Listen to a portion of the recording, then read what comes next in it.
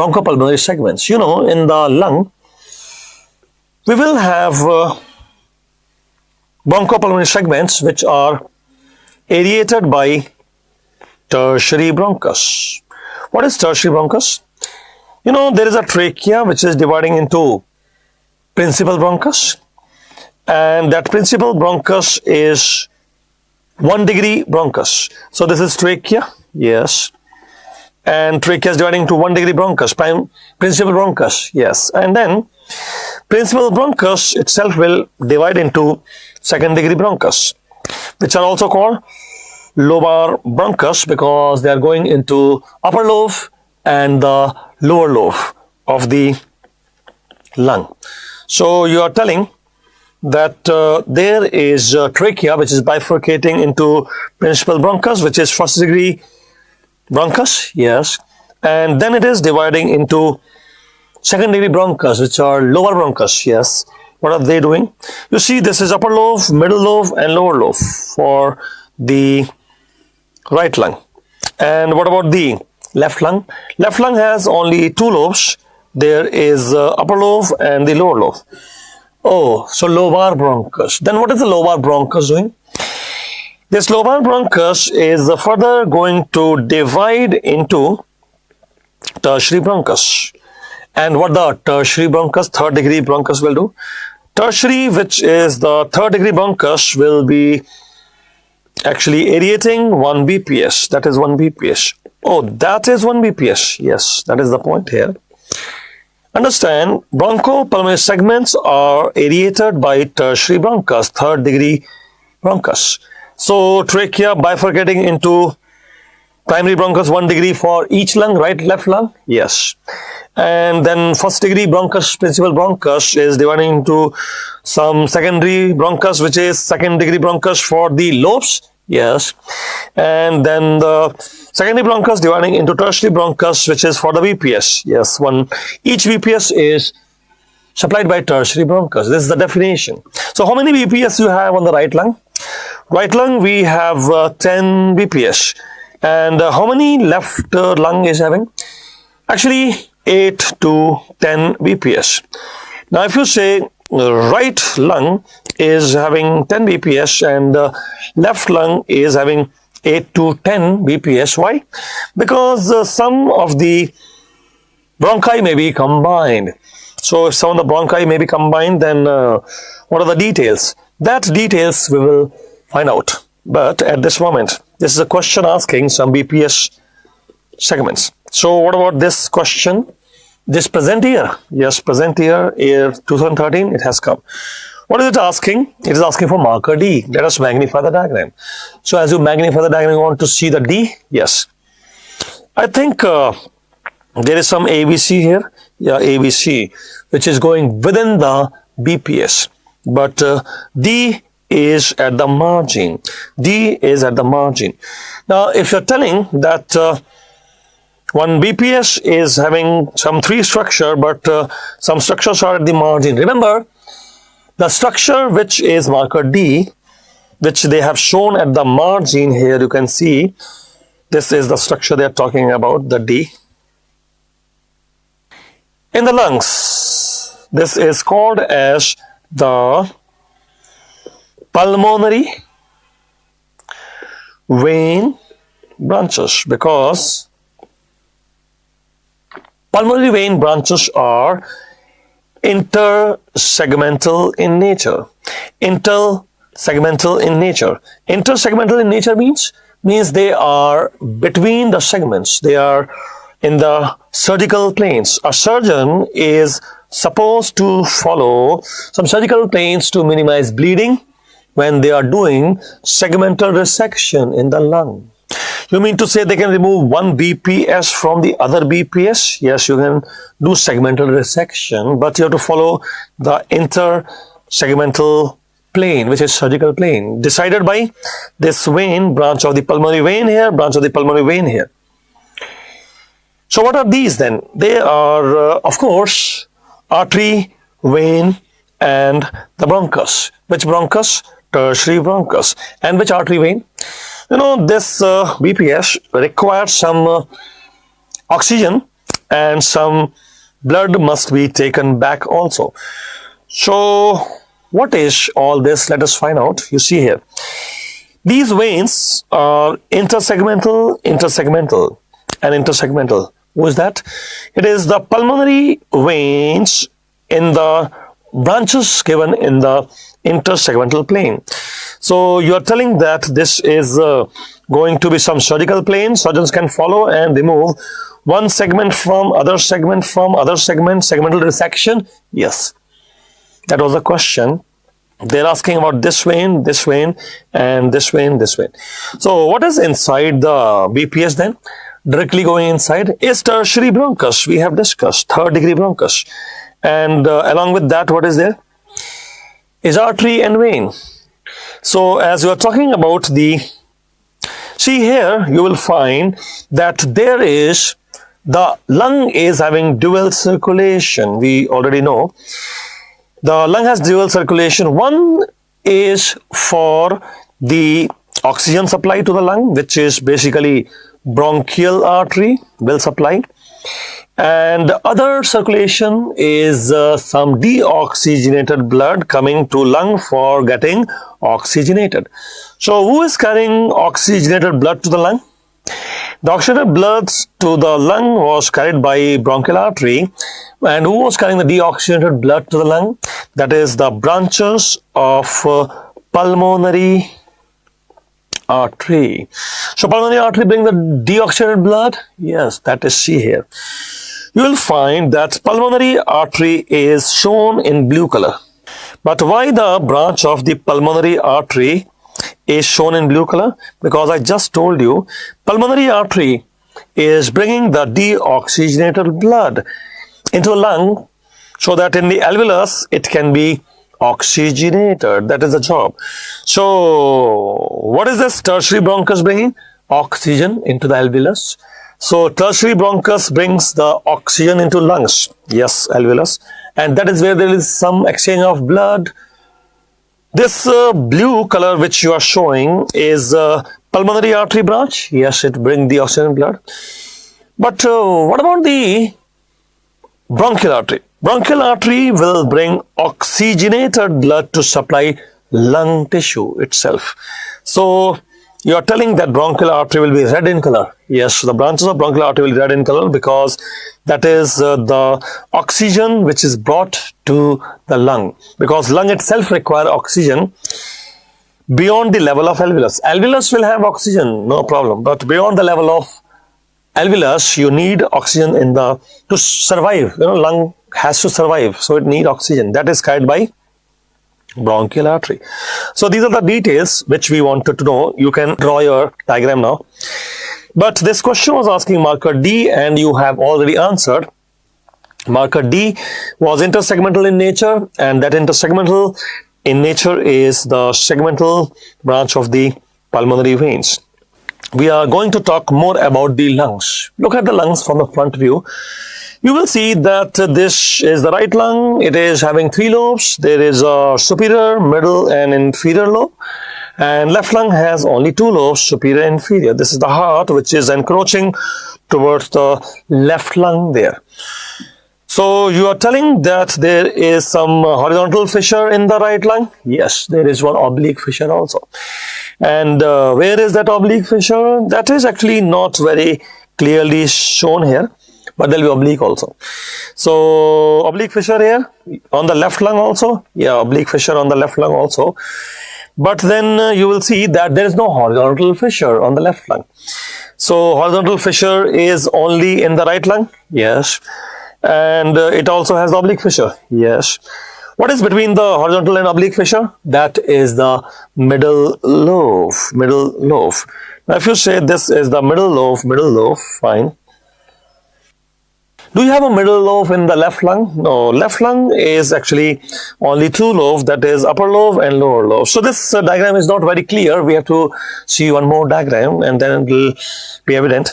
See, this is what we are telling, that there is a horizontal fissure in the right lung and there is one oblique fissure also in the right lung, so that bounded by the 2 fissure is the middle lobe. If you say bounded by the 2 fissure is the middle lobe, then There is a superior lobe, inferior lobe also. Yeah, that is there. What about the left lung? If you say left lung, then left lung has only one fissure, which is the oblique fissure, and that is why there are only two lobes. There is one upper lobe and there is one lower lobe. Now, once you have known the lobes, you have to discuss the BPS also. Let us talk about the bronchopulmonary segments as well. This is the front view of the right lung, and this is what we will draw. And then we will talk about the BPS also. So there is one horizontal fissure now. Yes, that is the horizontal fissure. And there is oblique fissure now. Yes, that is the oblique fissure. This is what we are going to draw. As you draw, this is the horizontal fissure, which is present only in the right lung. This is the oblique fissure, which is present in both the lungs, maybe right, left lung. And this is the lobe, which is the middle lobe, which is present only in the right lung. Then there is a right upper lobe, and then there is a right lower lobe as well. And this is the diagram which we are supposed to draw. But before you draw this diagram, you will understand that there are differences between the right lung and left lung. So what are the differences between right and left lung? Actually, I told you, right lung has 10 BPS and left lung can have 8 to 10. So it can be variable. And what is the other difference? The right lung is larger and heavier comparatively with the left lung, and it is some other features you can just have a look, but not coming as questions, so don't bother much. But there are 3 lobes in the right lung and there are 2 lobes in the left lung. Yeah, that is there. And there are 2 fissures in the right lung and 1 fissure in the left lung. Yeah, that is what we have discussed already. So let us continue with the details. You will find that we are now drawing the right lung anterior view. So when you are drawing the right lung anterior view, let us look at the tracheal bifurcation, which we have already seen as well. You see, this is the right principal bronchus, right main bronchus, and then you have the left principal bronchus. That is a first degree division. You see, there is a difference between the two, that right principal bronchus is short length and it has a wide lumen and it is more vertical. So there is more chances of foreign bodies coming to the right lung. That is to be understood. So you're telling that right principal bronchus is short length and wide lumen and more vertical. Yeah, that is why most of the foreign bodies will prefer coming to the right lung. Also see the difference angle between the two. The right principal bronchus, left principal bronchus, the angle is 70 degree. Then you will see that the right principal bronchus is divided into 3. What is that? That is the lobar bronchus, upper lobe, middle lobe and lower lobe. Whereas the left lung has only upper and lower lobe. You mean to say second degree division? Yes, that is lobar bronchus, upper lobe and lower lobe. Whereas on the right lung you have upper lobe, middle lobe and lower lobe. Second degree bronchus, secondary bronchus. You will see the right lung, which is having one apical BPS and one anterior BPS, one posterior BPS. This is right upper lobe. And then you will find that there is a medial BPS and a lateral BPS. This is right middle lobe. So you're telling that there is some right upper lobe having 3 BPS. Yes. And right middle lobe having 2 BPS. Yes. And then right lower lobe having 5 BPS. Yeah, 5 BPS, and the 5 BPS are named as apical BPS and 4 basal. 1 apical and 4 basal. And what are the name of the 4 basal? I cannot see 1 basal. Why? Because it is hidden. So 4 basal, but 1 basal is hidden. Yes. Okay, so this is the diagram which we are supposed to draw. Yeah. Right upper lobe having 3 BPS, right middle lobe having 2 BPS, and right lower lobe having 5 BPS, 1 apical, 4 basal. Let's draw the diagram. As you are drawing this diagram, you will find this is the front view of the right lung. And as you look at the front view of the right lung, it will have a horizontal fissure. So one more. Yeah, that is the oblique fissure.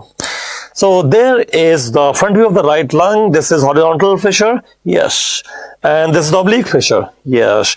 What is bounded by the two? Bounded by the two is the right middle lobe. If you say this is the right middle lobe, then this must be the right upper lobe. Yes, that is the right upper lobe, and this is the right lower lobe. So as you see, this is the horizontal fissure, this is the oblique fissure, bounded by the two is the right middle lobe, and then this is the right upper lobe, and this is the right lower lobe. And how many BPS here? If you're talking about the BPS, then you will have 10 BPS here, 10 bronchopulmonary segments. And out of 10, how many in the right upper lobe? There are 3 of them. And how do you name the 3 of them? You will see that there is one apical BPS in the right upper lobe, and there is one anterior BPS and posterior BPS, so total 3. And how many in the middle lobe? There is one medial BPS and there is one lateral BPS, so total 2 in the right middle lobe. So right middle lobe is having 2 BPS, and which is lateral and medial BPS? Yes. And then you have 5 BPS in the right lower lobe, which are, you will see that there is 1 apical and 4 basal. And how do you name the 4 basal then? So you will find that right lower lobe has 5 BPS, 1 apical and 4 basal, and the 4 basal are named as anterior basal, posterior basal, and medial basal, and the lateral basal. So you are telling that there are 4 basals which are named as anterior basal, yes, anterior basal, posterior basal, medial basal, and lateral basal. Now, which of the 4 basal is the most dependent location, because we got a patient? So you want to know which is the most dependent location now? Yes, because you got a patient. What is a patient?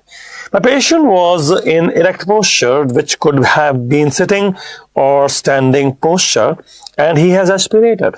So in the erect posture, sitting, standing posture, somebody has aspiration pneumonitis. Yes, I want to know where is that aspiration pneumonitis. The posture is erect posture, could be sitting, standing posture, and the patient has aspirated. Where is the aspiration pneumonitis? Right lung or left lung? You see, mostly it will be right lung. Why mostly it will be right lung? Because trachea bifurcates like that. How the trachea is bifurcating like that? If you remember, we have told the trachea bifurcates such way that right principal bronchus is different from the left principal bronchus. Why? What is the difference? Actually, right principal bronchus is short length, and it is wide lumen, and it is more vertical. So it will be more chances of having foreign bodies going towards the right lung. So you're telling that there is unequal division of the trachea? Yes, that's why. Since the right principal bronchus has short length and wide lumen and more vertical, more of the foreign body is coming here. The thing is, gravity will pull it to the base. Which base? And you remember, the most dependent location in erect posture is the basal, and that basal is the posterior basal. That is where you will have the pneumonitis. You mean to say posterior basal of the right lower lobe? Yeah, that is your answer.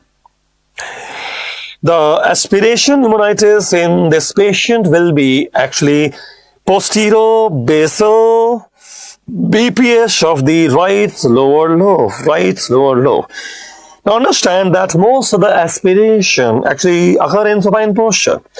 Why most of the aspiration occur in supine posture? Because these are coma patient or maybe post anesthesia patient. So they are unconscious and they are aspirating. You keep them in pitch posture. See, most of the aspiration occur in supine posture. Why? Because these could be coma patient or post anesthesia recovery phase, and you keep them in which posture? They are unconscious. They can aspirate. They are in supine posture. Now the point is, if the patient was in supine posture and they are unconscious and they are aspirating, then where is the aspiration pneumonitis? And for that, we are reading some medicine books and surgery books, and they are giving us the answer as, I will give you the reference of Harrison medicine here and Schwartz surgery. But why are you giving the reference of Harrison medicine, Schwartz surgery? Because there is some controversy, that's why. So what is Harrison medicine, Schwartz surgery telling? They are telling if the patient was in supine posture and if there is aspiration, it will be at two places. What are the two places? These two places. Yeah, what are the two places? See, if it is in supine posture, the content will be here and here. Means where? It is the posterior BPS of the right upper lobe, or it is apical BPS of the right lower lobe. So two answers. Yeah, two answers. If the patient was in supine posture, the collection will be in the posterior BPS of the right upper lobe, or it is apical BPS of the right lower lobe. Now, if I have to choose between the two, which one should I choose? Because one AIMS question has already come. Both the options were given. You have to choose one answer. For that purpose, I believe that maybe it was asked by some anatomy professor, and in anatomy books it is mentioned that if it is a supine patient, then the collection usually come to the apical BPS of right lower lobe. You mean to say, if the patient was supine posture, anatomy books tell that the collection will be in the apical BPS of right lower lobe? Yes. So you are assuming that this should be first answer? Yes. But why this should be first answer? Why not that? Because I am telling you that most of the anatomy books will say this is the answer. So keep it. So what about the medicine and surgery book? Medicine and surgery book cannot help you here. Why? Because if you follow them, you'll have to answer. You cannot have to answer in a single question. Which question are you talking about? I'm talking about this question. It is asking a bedridden patient, which is usually supine. So tell me, if the patient is supine, then aspiration pneumonitis is most likely there. And now you got to answer. So which one will you prefer? You will see that this is the best possible answer. If now you say this is the best possible answer, what is that? Apical BPS of the right lower lobe. Now if you say this is the apical BPS of right lower lobe, the best answer, then what about that one? Yeah, that can also be the answer, which is posterior BPS of the right upper lobe. Posterior BPS of the right upper lobe. Actually both are answer, but C is better than A. See, if you are following Harrison medicine or Schwartz surgery, they will not help you reach the answer because they will give equal weightage to both of the options. So both of them can be the answer. But if you follow anatomy books, maybe you will get C, a better answer than A. But both are equally good, according to medicine surgery. If anatomy, then C is better than A. Okay, when is the answer choice number D? Choice number D is your answer if it was a patient in erect posture. And what is erect posture? Erect posture could be sitting or standing posture. So where will they aspirate? It will be the posterior basal of the right lower lobe. So if the patient was in erect posture, in standing posture, then will be the posterior basal of the right lower lobe. Yeah, that is the point. But this patient was bedridden and supine posture. So double answer. And C is better than A. This all is decided by practicing more and more MCQs, and you will gradually realize that some of the facts are to be followed while answering controversial questions. That's why C is a better answer than A, according to my experience. What about the left lung now? We want to look at left lung. Yeah, left lung, if you want to see, then left lung is having only one fissure, which is oblique fissure. Let us look at the left lung anterior view then. It is having only one oblique fissure, so there is no horizontal fissure, and there are two lobes. There is left upper lobe and left lower lobe. Actually, we will focus more upon the left lower lobe this time. So what do you want? What I want to focus upon is that left lower lobe is having one apical and only 3 basal. Now, why would you say that it is having only 3 basal? Why not 4 basal? Why not 4 basal? Because there is combination of the two BPS into one. And what was that? You remember there was anteromedial basal. Anteromedial basal, that is the point. So you are telling that right lung has 4 basal? Yeah. And left lung has only 3 basal? Yes. Remember, generally speaking, right lung will have 10 BPS and left will have 9. This is given by Gray's anatomy and Schwartz surgery. What is Gray's anatomy, Schwartz surgery telling? That right lung is having 10 BPS and left lung is having 9 BPS. But why the left lung is having 9 BPS? Because the anterior and medial basal, they have joined to become one anteromedial basal BPS. This is the discussion now. So we are looking at the left lung now. Yes. And you're telling 1 BPS missing. Can you tell me why 1 BPS missing in the left lung?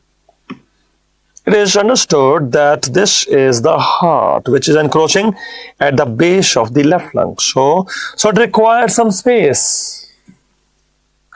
This is the heart which was encroaching at the base of the left lung, so it required some space. That is why left lung do not have medial basal BPS. If the left lung do not have medial basal BPS, then that is why it has 1 BPS missing. And why that BPS is missing, medial basal? Medial basal is missing because it has to give space to the encroaching heart. The heart is coming from medial direction at the base of the lung, so medial basal is absent. That is the point. Let us discuss that by drawing a diagram ourselves. And when you are drawing the diagram yourself, you'll find that this is now the front view of the left lung, showing one fissure only, which is the oblique fissure. So you are telling that this is front view of the left lung showing only one fissure, which is oblique fissure. Then this must be the left upper lobe. Yeah, that is left upper lobe. And this must be the left lower lobe. Yes, that is the left lower lobe.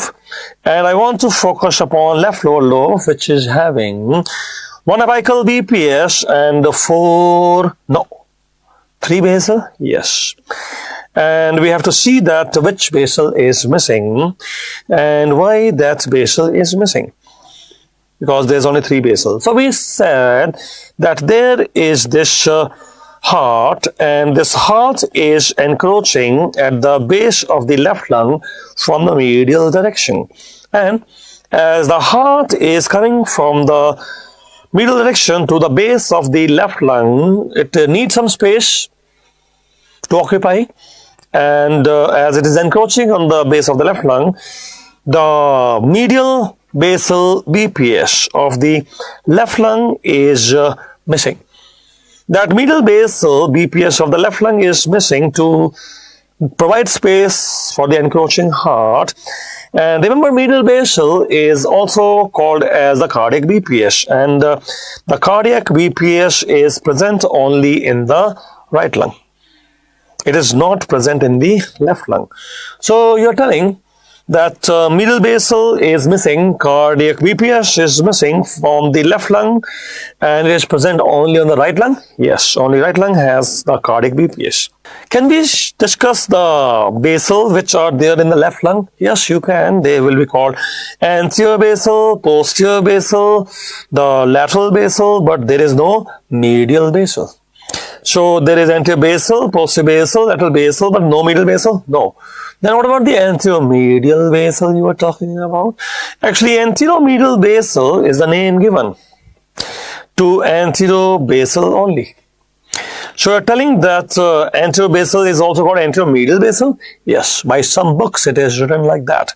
So anterior basal can also be called as anteromedial basal. Yes, but remember that the left lung do not have any medial basal until you are talking about what is called as dextrocardia. Why? What will happen in dextrocardia? Explain. If you're talking about the dextrocardia, then it is situs inversus. Yeah, what is happening in situs inversus? Explain. As you're talking about situs inversus, let us look at the detail. You'll find a case of dextrocardia situs inversus. This is the left lung. Yes. and that is the right lung. Yes. Since this is the dextrocardia, the heart is encroaching on the base of the right lung. So right lung do not have the middle basal or what is called as the cardiac BPS. Oh, that is what is happening in situs inversus. Yes, you see. If it's very rare, but this can be dextrocardia, situs inversus in that situation. Now the heart, this is the heart, is encroaching upon right lung, and that is left lung. So you're telling now the heart is encroaching at the base of the right lung. Yes, and that is why the right lung do not have middle basal segment to provide space for the encroaching heart now. Yes. So cardiac BPS is absent on the right lung. Yes. You mean to say right lung is having 9 BPS? Yes, it is having 9 BPS now. And the left lung is having 10 BPS. But remember, left lung having 10 BPS is very rare. Why it is rare? Because situs inversus is rare. That's why. I told you, left lung can have 8 to 10 BPS. Now it is having 10 BPS. You mean to say that left lung can have 10 BPS? Yeah, if it is a case of dextrocardia, situs inversus, then. But it is rare. Yes, it is rare. So what should I answer if somebody is asking me, how many BPS in the left lung? I told you, 9.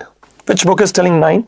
One is Gray's Anatomy, the other is Schwartz surgery. Can we see some diagram of Gray's Anatomy or Schwartz surgery? I'll show you. This is the diagram. What is it telling? It is telling that medial basal not present in left lung. So how many in left lung? 9. And how many in right lung? 10. Which is missing? Medial basal. This was the discussion. So medial basal is not present in left lung. This is the usual population pattern. Yeah, that's a usual population pattern.